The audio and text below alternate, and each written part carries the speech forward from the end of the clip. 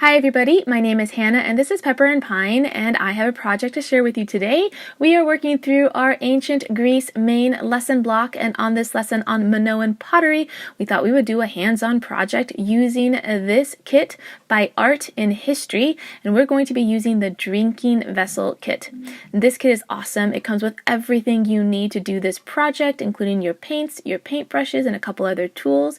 It also comes with directions as well as additional information about the historical time period. I'm going to squeeze out both tubes of paint, but you actually only need one, and this project is going to be a collaborative effort, and I'm going to work alongside my 6-year-old daughter and my 11-year-old son.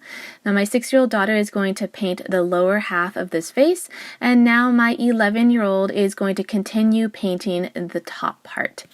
This is acrylic paint, and I probably could have used some from my own stash, especially since we decided to change the design that was offered in the directions.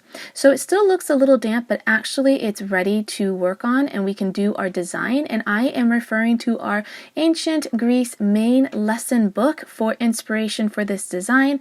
And instead of doing the one that is given in the directions, which is pretty simple and could be easily done by a child about 10 years and up, we decided to go with one that is based on this artifact. So it has an octopus, which I know it doesn't look much like an octopus right now, but I am trying to copy what was in the book. And once I get the basic design done, then my son is going to come back in and finish off the details as well as the rest of the design. So he is here working on the octopus, and you can see that he is doing all of those tentacles.